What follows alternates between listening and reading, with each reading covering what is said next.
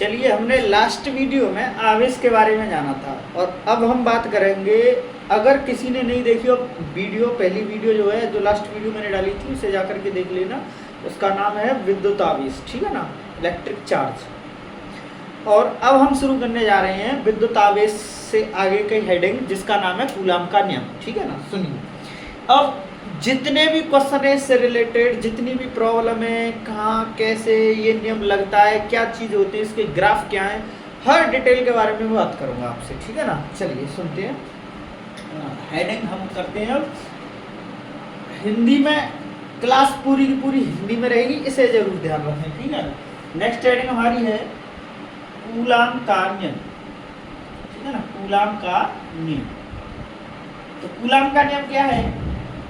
Coulomb का नियम आप ऐसे समझ सकते हो, अगर आपने न्यूटन का गुरुत्वाकर्षण नियम सुना है, बिल्कुल उसी से मिलता जुलता है, पर थोड़ी सी चीज़ें अलग होती हैं, डिफरेंट होती हैं। नियम को समझने की कोशिश करना है ना। और पूरी क्लास हिंदी में रहेगी, ये मैं पहले ही कह देता हूँ, ठीक है ना। यूपी बोर्ड वालों के लिए स्पेशल क्लास है। देखो, इस नियम के अकॉर्डिंग इसने क्या देखा। देखो, पूरा नियम प्रैक्टिकली है, जितना भी देखा है, मतलब प्रैक्टिकल किया, तब जाके ये सारी चीज़ें आई हुई हैं, ठीक है ना। ध्यान से सुनना। यहाँ पे कूलाम ने क्या देखा कि दो चार्ज लिए है ना, मान लो पहला पॉजिटिव, दूसरा भी पॉजिटिव, है ना। चार्ज को मैंने लास्ट वीडियो में बताया था कि चार्ज को डिनोट करते हैं क्यू से, ठीक है ना। ये भी क्यू, ये भी क्यू, डिनोट करते हैं इसे। अच्छा, ये पहला चार्ज है तो 1 और ये दूसरा चार्ज है तो 2। अब चार्ज मतलब आवेश, है ना। अब इन दोनों के बीच की दूरी पकड़ लेते हैं r, ठीक है ना। कुछ दूरी होगी इन दोनों के बीच की। अब नियम क्या बोलता है, कूलाम क्या बताते हैं, इसके बारे में सुनिए। वो बोलते हैं कि पहला आवेश दूसरे आवेश पर बल लगाता है, क्योंकि देखो चक्कर क्या है, प्लस प्लस प्लस और प्लस, इनको कहते हैं सजातीय आवेश। ये मैंने लास्ट वीडियो में बात कर रखी है, सजातीय आवेश। और सजातीय आवेशों का सीन ये होता है कि ये एक दूसरे पर प्रतिकर्षण बल लगाते हैं, है ना, प्रतिकर्षण बल लगाते हैं, है ना। सजातीय आवेश क्या करते हैं कि एक दूसरे पर प्रतिकर्षण बल लगाते हैं ना। प्रतिकर्षण का मतलब एक दूसरे को दूर जाने की कोशिश करते हैं। अगर ये यहाँ पर किसी चीज से नहीं रोके गए तो ये दूर जाना शुरू कर देंगे एक दूसरे से, प्रतिकर्षण बल लगाते हैं ना। ठीक, अब सीन क्या होता है, मैं ये लास्ट वीडियो में बता चुका हूँ, ठीक है ना। सीन क्या होता है कि ये पहला आवेश तो दूसरे आवेश पे बल लगाता है, पहला आवेश दूसरे पे, ध्यान देना। और प्रतिकर्षण मतलब दूर भगाते हैं ना, पहला आवेश दूसरे पे बल लगाता है। तो बल मतलब F लगा है दूसरे पे, किसके कारण, 1 के कारण, तो इसे लिखते हैं F21। हाँ, हेलो, ध्यान देना। F21 का मतलब क्या है, यहाँ पे ध्यान देने की कोशिश करें कि दूसरे आवेश पे बल लगा है, किसके कारण, पहले आवेश के कारण, ठीक है ना। और दूसरा आवेश पहले आवेश पे बल लगाता है। दूसरा आवेश किस पे बल लगाता है, पहले पे। दूसरा आवेश पहले पे बल लगा, मतलब बल लगा है पहले पे, किसके कारण, दूसरे के कारण, है ना।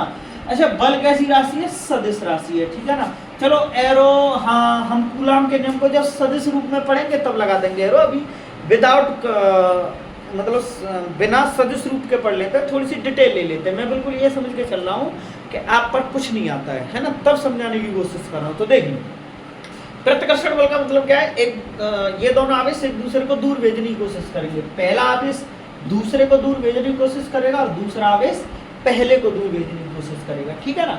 अब सीन क्या होता है, देखो यहाँ पे दूसरे पे, जो पहले आता है दूसरे पे बल लगा है, किसकी वजह से, पहले की वजह से। यहाँ पर पहले पे बल लगा है, किसकी वजह से, दूसरे की वजह से। तो सुनो, कूलाम का नियम, कूलाम के नियम के अनुसार, ठीक है ना। अच्छा अनुसार, है ना, निर्वात में रखी ये दोनों आवेशों को ऐसे मान लेते हैं, ये कहीं स्पेस में रखें, किसी माध्यम में नहीं है, इन दोनों को निर्वात में मान लेते हैं, ठीक है ना। निर्वात मतलब जहाँ पर कोई माध्यम नहीं है ना, वायु की भी मौजूदगी नहीं है, वहाँ पर हवा भी नहीं है, ऐसी जगह पर स्पेस में, अंतरिक्ष में मान लो, ऐसे रखे हुए ये दोनों आवेश। कूलाम के नियम के अनुसार निर्वात में रखी, है ना, आवेशों के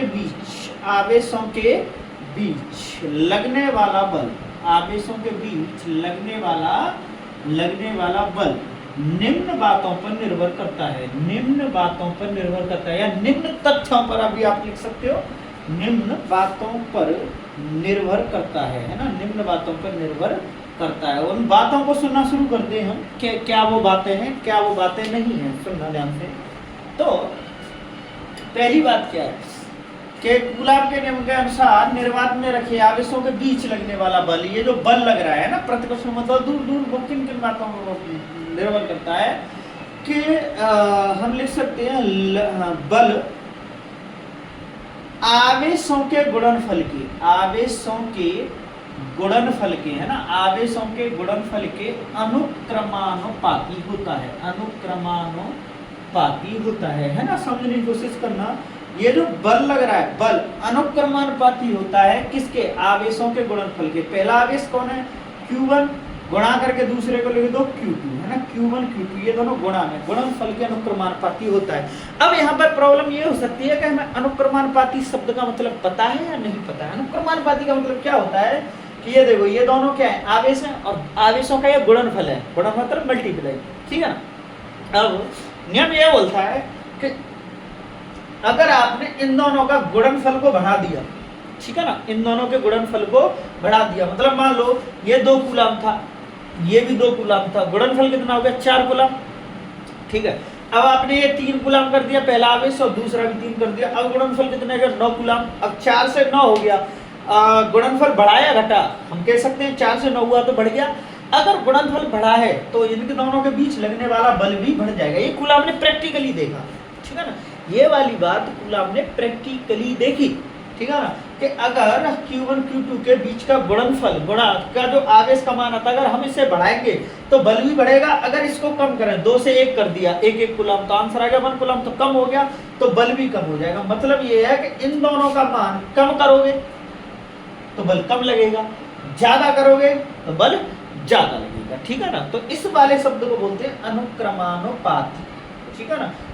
इनमें से एक राशि को बढ़ाएं, मान लीजिए आप, अगर हम इस राशि का मान बढ़ा दें तो ये वाली जो राशि है बल ये भी बढ़ जाएगी, अगर इस राशि को घटा दें तो ये वाली भी राशि घट जाएगी। ये कूलाम ने बोला है ना, इसे समीकरण 1 बोल देते हैं, ठीक है ना। प्रैक्टिकली नहीं, हमें ध्यान से सुनना। दूसरी बात क्या बोली, दूसरी बात बोली कि बल आवेशों के बीच की दूरी, आवेशों के बीच की दूरी, आवेशों के बीच की दूरी, है ना, दूरी कितनी है r, है ना, दूरी के वर्ग के, दूरी के वर्ग के व्युत्क्रमानुपाती, व्युत्क्रमानुपाती होता है ना। बल आवेशों के बीच की दूरी के व्युत्क्रमानुपाती होता है। व्युत्क्रमानुपाती का मतलब क्या है कि व्युत्क्रमानुपाती का अर्थ समझना कि इन दोनों आवेशों को आप जितनी दूर ले जाओगे बल उतना कम लगेगा, और इन दोनों आवेशों को जितना पास लोगे बल उतना ज्यादा लगेगा। नियम ये बोलता है। व्युत्क्रमानुपाती का मतलब क्या है, बीच की दूरी क्या है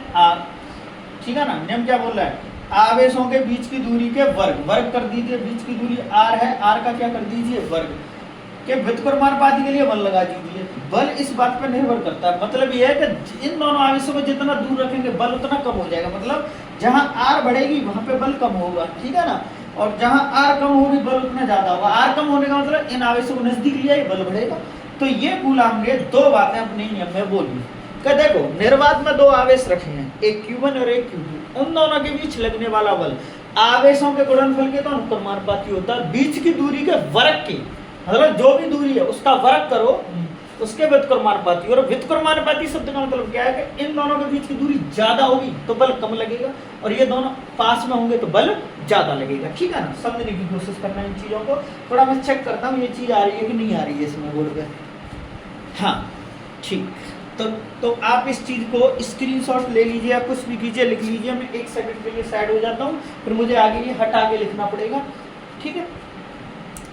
हाँ चलिए हाँ, तो कूलाम ने क्या क्या बात बताई। हाँ, और ये याद रखना अभी मैंने ये नियम सदिश रूप में नहीं लिखा है ना, सदिश रूप में जब लिखूंगा तो आप लोगों को बता दूंगा, है ना।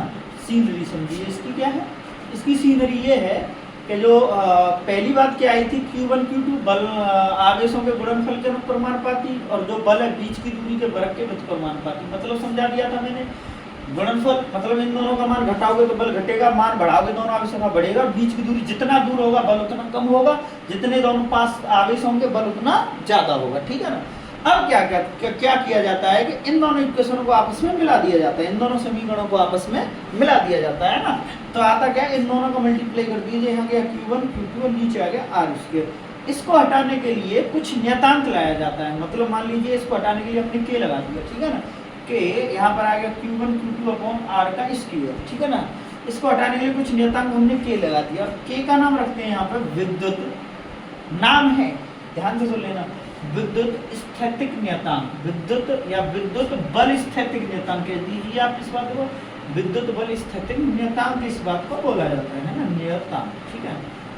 इसके लिए अब जो कूलाम का नियम आया के Q1 Q2 अपॉन R का स्क्वायर, है ना, ये नियम आता है। अब यहाँ पर ये जो के आया है, इस के की यहाँ पर वैल्यू रखी जाती है, ठीक है ना, इस के की यहाँ पर क्या रखी जाती है, वैल्यू रखी जाती है, ठीक है, सारा कुछ नजर आ रहा है ना। इस के की ध्यान से सुनिए, ये जो नियम आया कूलाम का नियम है, F बराबर, F मतलब विद्युत स्थैतिक बल, F मतलब विद्युत स्थैतिक बल, है ना, और के मतलब विद्युत बल स्थैतिक नियतांक, है ना, विद्युत बल स्थैतिक नियतांक या विद्युत स्थैतिक बल नियतांक, आप जो भी बोलना चाहें।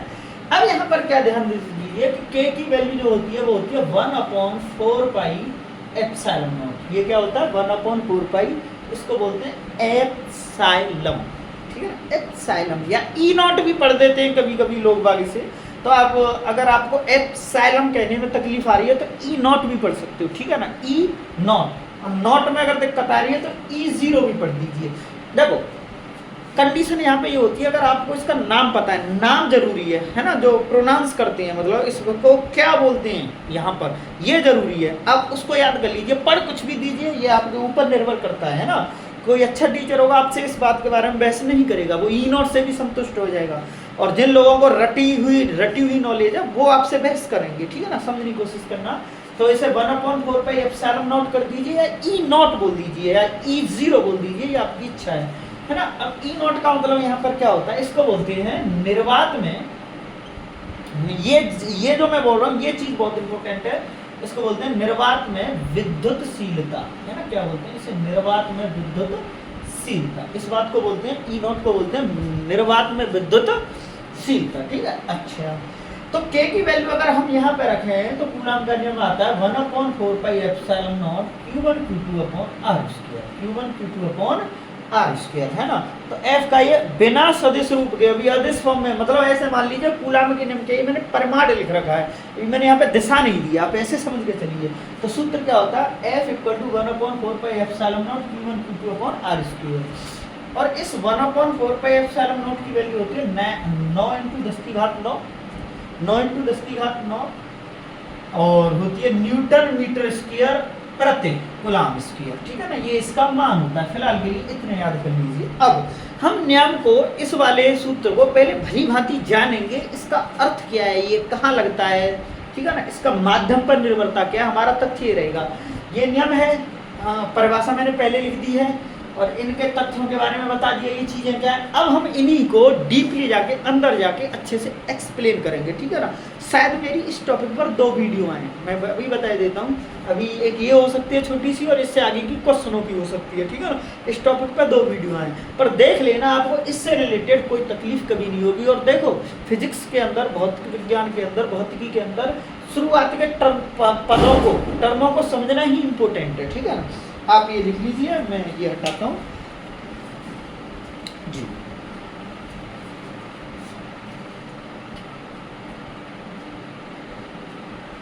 जी ठीक, थैंक यू। आपने ले लिया होगा स्क्रीनशॉट, तो आगे बढ़ते हैं।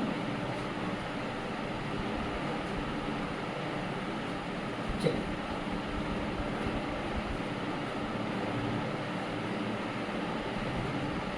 चलो आगे की वीडियो क्या है, कूलाम का नियम होता क्या, मतलब कूलाम का नियम मतलब विद्युत स्थैतिक बल के बारे में जो नियम है। कूलाम ने उन्हीं आवेशों के बारे में बताया था। अच्छा, ये मैंने नियम प्लस आवेशों के लिए लिया है, या प्लस माइनस, मतलब आवेश चाहे प्रतिकर्षण कर रहे हो, आकर्षण कर रहे हो, नियम यही रहता है ना। इस बात को भी दिमाग में रख लेना। हाँ, पता चले कि भैया 1 प्लस का हो गया, भाई 1 माइनस का हो गया, तो ये नियम कैसे काम करेंगे, सेम सूत्र रहेगा, ठीक है। अब मैं धीरे धीरे बात करना शुरू करता हूँ। तो F = कितना आया, K Q1 Q2 upon R square. इस K की वैल्यू हम लोगों ने क्या रखी, 1/4 पाई एप्सिलॉन नॉट, यहाँ पे Q1 Q2 upon R square, ठीक है ना।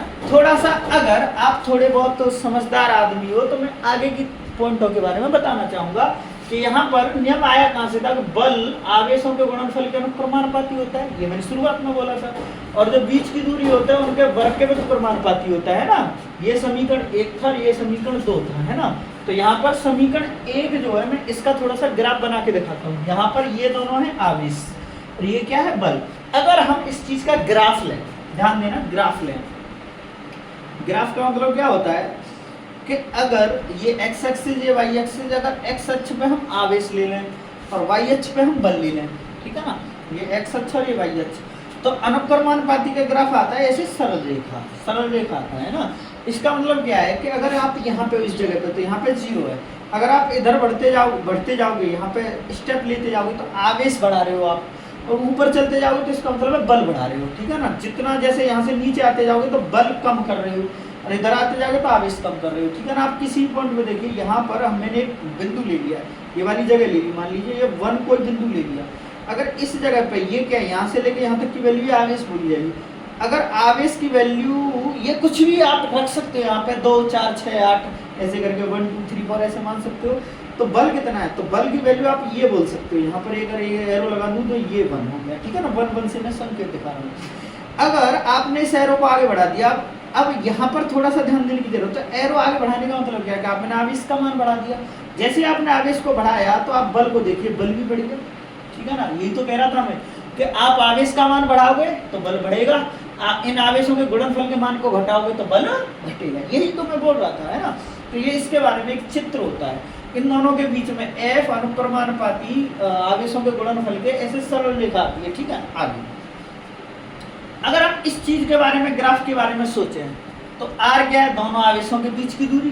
R क्या थी, Q1 Q2, इन दोनों के बीच की दूरी।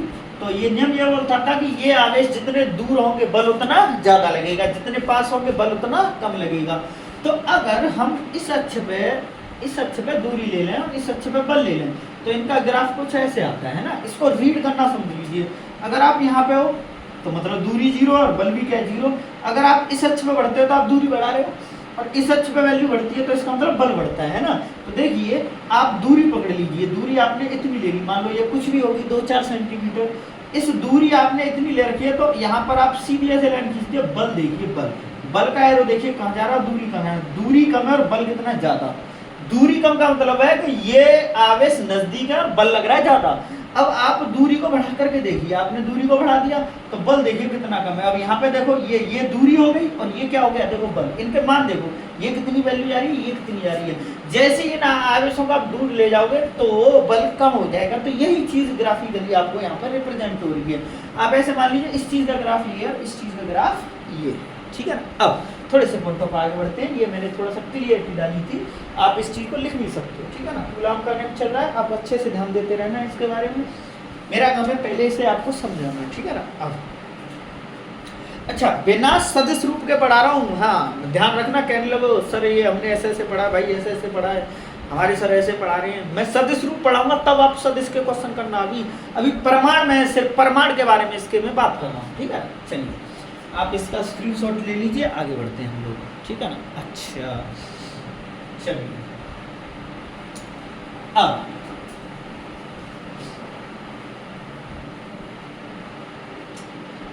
अब आप ध्यान दीजिए, जो बल है, क्या है, बल, ठीक है। जो बल है उसका सूत्र आया था 1/4πε0 Q1 Q2/r²। बल का सूत्र ये है, ठीक है ना। बहुत अच्छी बात। अच्छा, ये दोनों आवेश किस में रखे थे, निर्वात में, ठीक है ना। यहाँ पर हम तथ्यों पर ध्यान देना शुरू करते हैं। इसकी वैल्यू मैंने पहले ही बता दी थी आपको। 1/4πε0 की वैल्यू क्या होती है, 9 × 10⁹ और कितनी में मात्रक क्या होता है, न्यूटन मीटर स्क्वायर पर कूलम्ब स्क्वायर, ठीक है ना। अब यहाँ पर थोड़ी सी चीज समझ लीजिए। जैसे कि मान लीजिए आवेश ऐसे कुछ लिखे रहते हैं। मान लिया कहीं पे आवेश लिखा है 1 मिली कूलम्ब। मिली का मतलब होता है 10⁻³ कूलम्ब। कहीं पे लिखा हुआ 1 माइक्रो, ये मिली हुआ, ये माइक्रो का मतलब होता है 10⁻⁶ कूलम्ब, है ना। होता है नैनो, 1 नैनो कूलम्ब। नैनो का मतलब होता है 10⁻⁹ कूलम्ब, है ना। या आप ऐसे लीजिए 1 पिको कूलम्ब, ठीक है ना। पिको का मतलब होता है 10⁻12 कूलम्ब, ठीक है ना। ऐसे करके ये वैल्यू लिखी रहती है ना। छोटे छोटे क्वेश्चनों के बारे में चलना शुरू करेंगे। सबसे बेसिक क्वेश्चन से शुरुआत करते हैं। तो क्वेश्चन नंबर 1 शुरू करते हैं ना। और हाँ, अब मैं क्वेश्चन शुरू कर रहा हूँ, शायद अगली वीडियो इनके क्वेश्चनों से रिलेटेड हो, है ना, क्योंकि मैं नहीं चाहता कि मैं वीडियो को ज़्यादा बड़ी करूँ, ठीक है ना। आप बताते रहना वीडियो को देख करके, मैं इसी टॉपिक से रिलेटेड देता रहूँगा। मैं चाहता हूँ कि वीडियो जितनी हो सके शॉर्ट रहे, कम रहे, क्योंकि कम वीडियो रहेगी। कम वीडियो में क्या है कि आपको भी ऐसा नहीं लगेगा कि इतनी बड़ी वीडियो हम क्यों देखें। छोटी वीडियो होगी, कंटेंट ज़्यादा होगा, चीज़ें ज़्यादा समझी जाएंगी, आपके लिए फायदा है, ठीक है ना।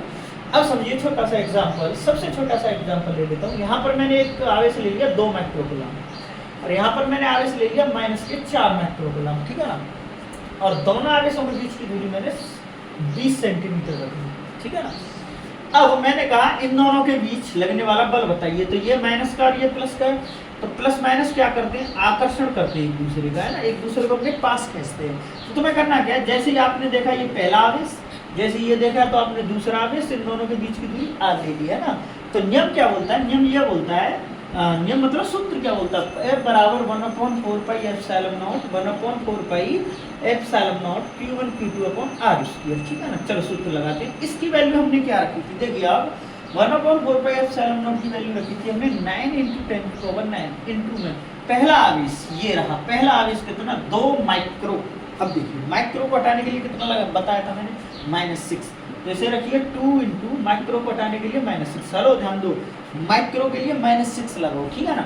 अब यहाँ पर है -4, कितना है -4। अच्छे ध्यान रखिए, बल है सदिश राशि, यहाँ पे प्लस माइनस की आपको चिंता नहीं करनी है, वो आपको दिशा देने के लिए आते हैं प्लस माइनस। बल सदिश राशि है, मैं फिर कह रहा हूँ ध्यान रखना, बहुत से बच्चे जिनको नहीं पता रहता वो गड़बड़ करते हैं। बल कैसी राशि है, सदिश राशि, है ना। प्लस माइनस, प्लस और माइनस यहाँ पे दिशा के लिए आते हैं, याद रखना। यहाँ पर क्वेश्चन करते समय जैसे ये 4 के सामने माइनस लगा, ये नहीं लेना है, इंटू में 4, यहाँ माइनस माइक्रो लग रहा है तो -6 लगा देंगे अपॉन r। दूरी कितनी है 20 सेंटीमीटर, तो इसे मीटर में लिखेंगे, है ना। तो 20 को 100 का डिवाइड मीटर में, और जो दूरी है उसका स्क्वायर आ रहा है। अच्छा मैंने ये मीटर में क्यों लिखा, आप सोचोगे भैया ये बताओ मीटर में क्यों लिखा, क्योंकि ये जो सूत्र है ये हमारा ऐसे पद्धति में लिखा हुआ है, अंतरराष्ट्रीय पद्धति में, जिसमें दूरी को मीटर में नापा जाता है ना। सूत्र हमारा ऐसा ही नहीं, हमारे सामने मजबूरी है। अगर ये सूत्र सीजीएस पद्धति में लिख रहा होता तो हम इसको सेंटीमीटर को मीटर में लेने की हमें कोई जरूरत नहीं थी, समझ में आ रहा है, हाँ याद रखना। तो चलिए हम सॉल्व करते हैं। पहले कैसे सॉल्व करेंगे, 9 दूनी 18, 18 चौक 72, है ना। 6 और 6 12, 12 देखो -6 कितना हो गया -12, ऐसे 9 गए तो कितने बचे -3, है ना। 0 से 0 हट गया, ये 2 का स्क्वायर हो गया 4, और यहाँ 10 का स्क्वायर आ गया 10⁻², है ना। तो यहाँ लिख सकते हैं 72/4, और इसका बाहर मल्टीप्लाई कर देते हैं तो 10⁻³ में प्लस ऐड हो जाएंगे ये 2, तो यहाँ बचा 72/4 × 10⁻⁻1 मीटर। आप आगे इसको 72/40 भी लिख सकते हैं, ठीक है ना। मैं इतना ही रखूंगा आगे के लिए, मेरी वीडियो जो भी होगी इससे आगे के लिए आपको समझा रही होगी, ठीक है ना। धन्यवाद।